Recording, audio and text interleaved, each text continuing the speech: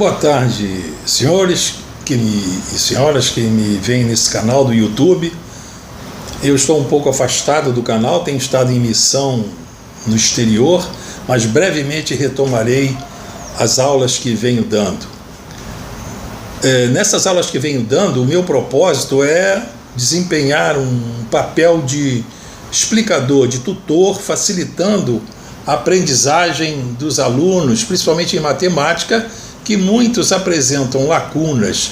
Essas lacunas, às vezes, fazem com que o profissional de qualquer área, principalmente na minha, que é a área de topografia, geodésia, também engenharia civil, engenharia cartográfica, muitos desses profissionais apresentam certas limitações para se adaptar a novos métodos, às vezes por falhas na matemática, que eles já se esqueceram.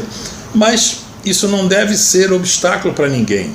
Uma mensagem que eu quero sempre dar é que não há nada difícil.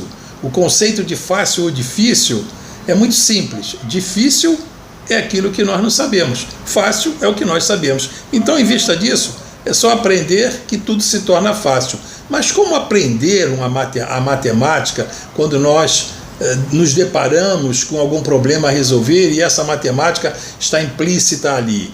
Então, o primeiro passo que tem que ser feito pela própria pessoa, no papel de autodidata ou de um professor ou instrutor que esteja ensinando essa matéria, é procurar perceber as falhas que o aluno tem ou as falhas que nós temos, se for o nosso caso.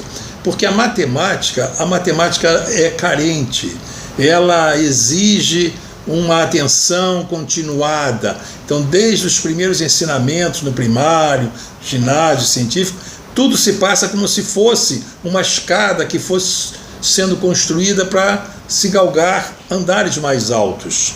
E não pode haver buracos nessa escada, senão impede de passar de uns degraus para outros, né? Muitos alunos, ao terminarem assim uma série escolar, eles se desfazem de todas aquelas notas de aula, de todos aqueles livros. Isso é uma falha, porque essas notas de aula devem ser os primeiros instrumentos, os primeiros socorros a que ele deve recorrer quando está diante de um problema a ser resolvido. Isso eu procuro dar esse embasamento. E outra coisa que se deve levar em conta, que eu levo em conta, é no atual sistema de ensino, principalmente aqui no Brasil, o programa às vezes não fica sendo dado por professores que vão aplicar aquilo na vida real.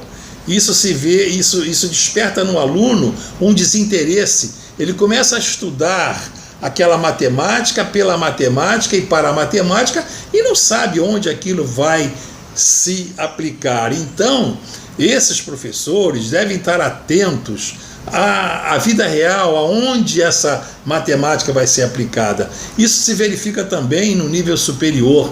No nível superior, antigamente, os cursos de engenharia eram cursos seriados. Então, sempre uma matéria, uma parte da matemática, quando era dada, ela seria aplicada na profissão que o estudante estava seguindo imediatamente no ano seguinte ou no semestre seguinte. Depois se dividiu esse curso em básico e profissional. O curso básico, assim, primeiro e segundo ano, tinha as matemáticas, físicas, químicas e uma série de coisas. E no terceiro ano em diante, quer dizer, no sexto período em diante, que passou a ser oferecido no sistema de períodos, é que entravam os assuntos dados por engenheiros, por profissionais, né?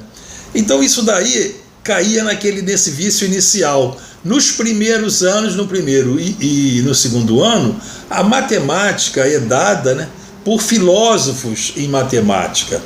Esses profissionais que aprenderam matemática nas faculdades de filosofia, eles não são engenheiros, eles não são economistas, eles não são aplicadores da matemática. Então eles têm uma certa dificuldade em perceber em que aquilo vai se aplicar. E o caminho fica árido para o aluno. Ele se vê diante daquelas matemáticas, daquelas físicas, daquelas químicas e se pergunta, poxa, o que eu faço com isso? O que eu vou fazer com isso? Isso é um problema. O outro é o tempo que leva entre essa aplicação, entre esse aprendizado e a sua aplicação. Às vezes o aluno está aprendendo um assunto de matemática ou física no primeiro e segundo período ou no terceiro período, e só lá para o nono período é que vai ser exigida essa base. O aluno já esqueceu. E o engenheiro que está dando aquilo nos seus processos de engenharia, ele não tem tempo, não há tempo para ele recordar o aluno toda aquela parte básica que o aluno encarou lá embaixo, mais para se safar, para passar de ano, e depois chega lá em cima e tem aquela dificuldade. O professor do ciclo profissional, então, muitas vezes é obrigado a pegar atalhos em que o aluno vai ficando quase como um autômato, vai ficar quase como um apertador de botão no computador, operando softwares, e o software é que sabe resolver o problema, ele não. Isso é uma falha.